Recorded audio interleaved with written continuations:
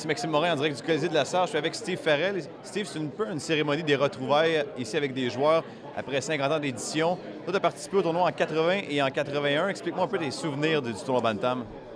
Ben écoute, ce que je me souviens du tournoi Bantam, depuis que je suis tout petit, que je viens comme, premièrement, je suis venu comme assister au match. J'avais un frère qui évoluait à l'époque. Moi, j'ai joué en 80-81, comme tu l'as dit tantôt. Puis écoute, en 81, on avait perdu en finale la Sarre contre Amos. Fait que c'est pareil comme si c'était hier. On a eu bien du fun. Puis tu sais, c'est tout le temps le tournoi Bantam à la Sarre, ça marche.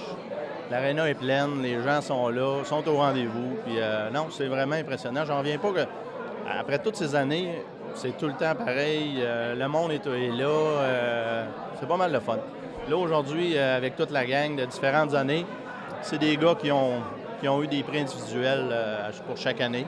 Fait que c'est le fun. Non, moi, je trouve ça bien le fun qu'ils organisent ça, puis qu'on puisse se voir un peu. Puis, C'est le fun de faire une espèce de petit temple de la renommée des gens de la Sarre. Ça pourrait être le fun, ça pourrait être une belle marque de reconnaissance aussi pour tous les hockeyeurs qui ont passé ici, dans le fond. Ben oui, exactement. Là, regarde, je trouve ça le fun qu'ils ont pensé à nous autres, ils nous ont contactés, êtes-vous intéressés, allez-vous être là. Je dis, moi, c'est certain, je suis de la Sarre, je suis encore ici, j'habite ici, fait que c'est certain que j'aurais pas manqué ça. Parce que pour les gens qui sont peut-être moins familiers un peu, le tournoi de la Sarre, pour les gens qui viennent de l'Abitibi-Ouest puis de l'Abitibi en général, c'est un peu comme faire les séries de la Coupe, gagner la Coupe Stanley, parce que le tournoi de la Sarre, c'était le gros tournoi Bantam en région. Comment on peut... Y a-t-il un comparatif qu'on pourrait faire pour illustrer vraiment la fierté qu'un gars de la Sarre a à participer au tournoi Bantam? Ouais, j'ai de la misère à te répondre là-dessus. C'est sûr que moi, je ne l'ai pas gagné, là. Mais c'est sûr que j'ai une certaine fierté à l'avoir joué 2 ans, comme tu as dit tantôt. Écoute, ça peut, en frais de comparaison, c'est un genre de Coupe Grey. Mais dans le sens que aussi, c'est un tournoi que tu te donnes un peu plus que les autres, exemple, qu'un tournoi Bantam à l'extérieur. Ah, bien regarde, c'est certain, nos partisans sont là. Puis quand tu joues, moi, je jouais dans le Bantam Lyon.